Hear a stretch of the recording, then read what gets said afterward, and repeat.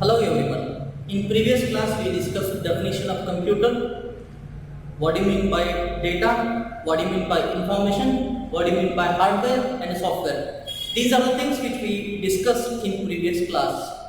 In this class, now we are discussing the characteristics of computer. Characteristics means ಗುಣಲಕ್ಷಣಗಳು. ವಿದ್ಯಾರ್ಥಿಗಳೇ, ನಾವು ಇಂದಿನ class ಒಳಗೆ ಕಂಪ್ಯೂಟರ್ದು ಗುಣಲಕ್ಷಣಗಳು ಅಥವಾ ಕಂಪ್ಯೂಟರ್ದು ವೈಶಿಷ್ಟ್ಯಗಳು ಏನದಾವು ಅನ್ನೋದನ್ನ ಡಿಸ್ಕಸ್ ಮಾಡೋಣ. There are seven different types of characteristics are there. Those are speed, accuracy, memory, storage, versatile, diligence, and cost effective. These are the six different important characteristics of computer. We adopted a computer. We need to know why we adopted the computer. For what purpose we are using computer system, because it is providing so many variety kind of characteristics. For that we are using the computer system. Now we are discussing in detail about these characteristics one by one. First one is speed. Speed of the computer means you may allocate any number of instructions to the computer. Those can be calculated within a fraction of a second. That is called as the speed of the computer. Usually, speed of the computer is measured in terms of BIPS or MIPS. BIPS means billion instruction per second or million instruction per second. Speed of a computer ಅಂತಂದ್ರೆ ಕಂಪ್ಯೂಟರ್ಗೆ ನೀವು ಯಾವುದೇ ಒಂದು ಕೆಲಸ ಕೊಡ್ರಿ, ಆ ಕೆಲಸನ ಎಷ್ಟು ಟೈಮ್ ಒಳಗೆ ಕಂಪ್ಲೀಟ್ ಮಾಡ್ತೀವಿ ಅನ್ನೋದನ್ನ ನಾವು ಕಂಪ್ಯೂಟರ್ದು ಸ್ಪೀಡ್ ಆಗಿ ಮೆಜರ್ ಮಾಡ್ತೀವಿ. ಕಂಪ್ಯೂಟರ್ ಎಷ್ಟು ಸ್ಪೀಡ್ಲೆ ಕೆಲಸ ಮಾಡ್ತದಪ್ಪ ಅಂತಂದ್ರೆ ನಾವು 1 ಮಿಲಿಯನ್ ಇನ್ಸ್ಟ್ರಕ್ಷನ್ ಅಥವಾ 1 ಬಿಲಿಯನ್ ಇನ್ಸ್ಟ್ರಕ್ಷನ್ ಕೊಟ್ಟಪ್ಪ ಅಂದ್ರೆ ಆ 1 ಮಿಲಿಯನ್ ಅಥವಾ ಬಿಲಿಯನ್ ಇನ್ಸ್ಟ್ರಕ್ಷನ್ಸ್ ಅನ್ನ 1 ಫ್ರಾಕ್ಷನ್ ಆಫ್ ಸೆಕೆಂಡ್ ಒಳಗೆ ಕ್ಯಾಲ್ಕುಲೇಟ್ ಮಾಡ್ತೀವಿ. ಹಂಗಂದ್ರೆ ಒಂದು ಇನ್ಸ್ಟ್ರಕ್ಷನ್ ಅಂದ್ರೆ ಏನು? ಒಂದು ಇನ್ಸ್ಟ್ರಕ್ಷನ್ ಅಪ್ಪ ಅಂತಂದ್ರೆ ಅದು ಯಾವುದೇ ಆಗಿರಬಹುದು. A equal to B ಅಥವಾ A equal to 5+4 ಯಾವುದೇ ಒಂದು ಇನ್ಸ್ಟ್ರಕ್ಷನ್, ಇದು ಒಂದು ಸಿಂಪಲ್ ಇನ್ಸ್ಟ್ರಕ್ಷನ್. ಇಂಥವು ಮಿಲಿಯನ್ ಗಟ್ಟಲೆ ಇನ್ಸ್ಟ್ರಕ್ಷನ್ಸ್ ಕೇವಲ ಕೆಲವೇ ಸೆಕೆಂಡ್ಗಳಲ್ಲಿ ಅದನ್ನ ಕ್ಯಾಲ್ಕುಲೇಟ್ ಮಾಡಿಕೊಡ್ತೀವಿ. ಅದನ್ನ ನಾವು ಸ್ಪೀಡ್ ಆಫ್ ದ ಕಂಪ್ಯೂಟರ್ ಅಂತ ಕರೀತೀವಿ. Speed means it is the how many number of instructions are calculated per second. With respect to that we are measuring the speed of the computer. ಅಂದ್ರೆ ಕಂಪ್ಯೂಟರ್ಗೆ ನಾವು ಎಷ್ಟು number of instruction ಕೊಡ್ತೀವಿ, ಆ instructions ಅನ್ನು ಎಷ್ಟು ಸೆಕೆಂಡ್ ಒಳಗೆ ನಮಗೆ ಕ್ಯಾಲ್ಕುಲೇಟ್ ಮಾಡಿಕೊಡುತ್ತಲ್ಲ ಅದನ್ನ ನಾವು ಸ್ಪೀಡ್ ಆಫ್ ದ ಕಂಪ್ಯೂಟರ್ ಅಂತ ಕರಿತೀವಿ. ಯೂಶುವಲಿ ಈ ಸ್ಪೀಡ್ ಅನ್ನ MIPS BIPS ಒಳಗೆ ಮೆಜರ್ ಮಾಡ್ತೀವಿ. Million instruction per second, billion instruction per second ಒಳಗೆ ನಾವು ಕಂಪ್ಯೂಟರ್ ಸ್ಪೀಡ್ ಅನ್ನು ಮೆಜರ್ ಮಾಡ್ತೀವಿ.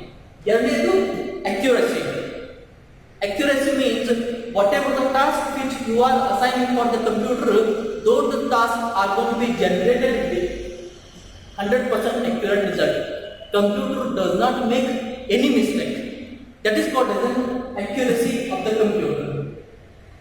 ನೀವು ಕಂಪ್ಯೂಟರ್ಗೆ ಯಾವುದೋ ಒಂದು ಟಾಸ್ಕ್ ಕೊಡ್ರಿ, ಆ ಟಾಸ್ಕ್ ಕಂಪ್ಯೂಟರ್ ಯಾವುದೋ ಒಂದು ambiguous ರಿಸಲ್ಟ್ ಇರಲಾರ್ದ ಅಥವಾ ಯಾವುದೇ ತಪ್ಪು ಇರಲಾರ್ದ 100% ಅಕ್ಯುರೇಟ್ ಆಗಿ ನಮಗೆ ರಿಸಲ್ಟ್ ಅಥವಾ ಆನ್ಸರ್ ಅನ್ನು ಪ್ರೊಡ್ಯೂಸ್ ಮಾಡ್ತೀವಿ. ಅದನ್ನು ನಾವು ಅಕ್ಯುರೇಸಿ ಅಂತ ಕರಿತೀವಿ. Accuracy of the computer. You may give any number of job, any number of instructions, all those instructions are going to be executed with a 100% accurate answer or 100% accurate result. That is called as an accuracy of the computer. It is one of the important features. ನಮಗೆ computer ನಾವು usually ನಾವು ಏನೋ mistake ಆಗಿತ್ತಪ್ಪ ಅಂತಂದ್ರೆ ಅದನ್ನು ನಾವು computer ಮೇಲೆ ಹಾಕ್ತೀವಿ, computer mistake ಅಂತೇಳಿ. You need to remember, computer never make a mistake. Computer never make a mistake. The mistake which is made by an user or the computer operator. Computer mistake ಅಂತೇಳಿ usually ಹೇಳ್ತಿರ್ತಾರೆ. Computer ಯಾವತ್ತೂ mistake ಮಾಡೋದಿಲ್ಲ. ಕಂಪ್ಯೂಟರ್ನ ಯಾರು operate ಮಾಡ್ತಿರ್ತಾರಲ್ಲ ಅವರು miss ಆಗಿ ಯಾವ್ದಾದ್ರು instruction ಕೊಟ್ಟಿರ್ತಾರ ಅದಕ್ಕೆ ಅದು ರಿಸಲ್ಟ್ ಪ್ರೊಡ್ಯೂಸ್ ಮಾಡಿರ್ತೈತೆ. ಅದಕ್ಕೆ accuracy means whatever the data which you are feeding to the computer, with respect to that it is going to be producing with 100% accurate result. That is called as an accuracy of the computer. The third one is memory. Memory means it is the same as how human being is going to be remembering the things. In the same way, computer is also possessing the memory called as a RAM, random access memory, which is a temporary memory. For a time being, it able to store few instructions or a few amount of memory. That is called as a memory of the computer. ಈಗ ನಮಗೂ human being ಅಥವಾ ಮನುಷ್ಯರಿಗೂ ಮೆದುಳು ಐತಿ, ನಮಗೆ store ಮಾಡ್ಕೊಳ್ಳೋಕೆ certain capacity ಐತಿ. ಹಂಗೆ ನಮ್ಮ ಕಂಪ್ಯೂಟರ್ಗೂ ಮೆಮರಿ ಇರುತ್ತೆ. ನಾವು ರೀಸೆಂಟಾಗಿ ಯಾವುದಾದ್ರೂ ಕ್ಯಾಲ್ಕುಲೇಷನ್ಸ್ ಅಥವಾ ಯಾವುದಾದ್ರೂ ಆಪರೇಷನ್ ಪರ್ಫಾರ್ಮ್ ಮಾಡಕ್ತಿದ್ದಪ್ಪ ಅಂದ್ರೆ ಆ ಇನ್ಸ್ಟ್ರಕ್ಷನ್ಸ್ನ ಸ್ಟೋರ್ ಮಾಡ್ಕೊಳ್ಳೋಕೆ ಕಂಪ್ಯೂಟರ್ ಒಂದು ಮೆಮರಿ ಪ್ರೊವೈಡ್ ಮಾಡ್ತೈತಿ. ಅದನ್ನ ರ್ಯಾಮ್ ಅಂತ ಕರೀತಾರೆ. Random access memory is a temporary memory. ಅಂದ್ರೆ ಅದು ಪವರ್ ಕಂಪ್ಯೂಟರ್ ಪವರ್ ಆಫ್ ಆತಪ್ಪ ಅಂದ್ರೆ ಅದ್ರ ಒಳಗೆ ಸ್ಟೋರ್ ಆಗಿದ್ದ ಡೇಟಾ ಇನ್ಸ್ಟ್ರಕ್ಷನ್ಸ್ ಎರೇಸ್ ಆಗ್ತಾವೆ. ಅಂತ ಮೆಮರಿನ ಅದು ಕಂಪ್ಯೂಟರ್ಗೆ ಪ್ರೊವೈಡ್ ಮಾಡ್ತೀವಿ, ಅದನ್ನ ಮೆಮರಿ ಅಂತ ಕರೀತಾರೆ. Computer is also capable to remember certain things temporarily. That is called as a memory of the computer. Next one is storage. Storage, which provide space for storing huge information on a computer system. Computer ಇನ್ನೊಂದು important feature storage. Computer ಒಳಗೆ ನಿಮಗೆ ಎಷ್ಟು information ಬೇಕಲ್ಲ ಅಷ್ಟು huge ಇನ್ಫಾರ್ಮೇಶನ್ಸ್ನ ನಾವು store ಮಾಡಿ ಇಡಬಹುದು. ಅದಕ್ಕೆ ಸ್ಟೋರೇಜ್ ಅಂತ ಕರೀತಾರೆ. RAM is a temporary, storage is a permanent. Once the instructions or once the information which you stored in a computer memory, which is not able to delete until unless a user or a programmer himself deleting those data on a computer system. ನಾವು user ಎಲ್ಲಿವರೆಗೆ ಅದನ್ನ delete ಮಾಡೋದಿಲ್ವೋ ಅಲ್ಲಿ ತನ ನಾವು store ಮಾಡಿದ data computer memory ಒಳಗೆ permanently store ಆಗಿರ್ತಾವೆ. ಅದನ್ನ ನಾವು ಸ್ಟೋರೇಜ್ ಅಂತ ಕರಿತೀವಿ.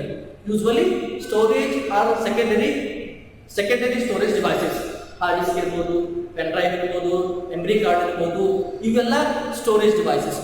ಇದರೊಳಗೆ ನೀವು ಯಾವುದಾದ್ರೂ ಡೇಟಾ ಸ್ಟೋರ್ ಮಾಡಿದೀವಪ್ಪ ಅಂದ್ರೆ ನೀವಾಗಲೇ ಆ ಡೇಟಾನ ಡಿಲೀಟ್ ಆಗೋತನ ಅವು ಡೇಟಾ ತಾವಾಗಲೇ ಡಿಲೀಟ್ ಆಗೋದಿಲ್ಲ. ಬಟ್ ಮೆಮರಿ ಆಗಲ್ಲ. ಪ್ರೈಮರಿ ಮೆಮರಿ ಒಳಗೆ ನೀವು ಯಾವುದಾದ್ರೂ ಡೇಟಾ ಸ್ಟೋರ್ ಮಾಡಿದ್ದೀರಪ್ಪ ಅಂದ್ರೆ ಆ ಡೇಟಾ ಎಲ್ಲಿ ತನಕ ಇರುತ್ತಪ್ಪ ಅಂದ್ರೆ ಕಂಪ್ಯೂಟರ್ಗೆ ನೀವು ಎಲ್ಲಿವರೆಗೂ ಪವರ್ ಸಪ್ಲೈ ಮಾಡ್ತಿರ್ತೀರಿ ಅಲ್ಲಿ ತನಕ ಸೇವ್ ಇರುತ್ತೆ. ನೀವು ಯಾವಾಗ ಪವರ್ ಸಪ್ಲೈ ಡಿಸ್ಕನೆಕ್ಟ್ ಮಾಡಿದಿರಿ ಅಥವಾ ಪವರ್ ಸಪ್ಲೈ ಕಟ್ ಆಫ್ ಆತಪ್ಪ ಅಂದ್ರೆ ಈ ರ್ಯಾಮ್ ಒಳಗೆ ಸ್ಟೋರ್ ಆಗಿರೋ ಡೇಟಾ ಮತ್ತು ಇನ್ಸ್ಟ್ರಕ್ಷನ್ಸ್ ಎರೇಸ್ ಆಗ್ತವೆ. ಅದು ಮೆಮರಿಗೂ ಮತ್ತು ಸ್ಟೋರೇಜ್ಗೂ ಇರೋ difference. Memory is temporary, storage is permanent. Next one is versatile. Computer are versatile in nature or versatility. Versatility means computer is capable to perform any kind of task or any task. Versatile in nature means computer does not make restriction to particular field.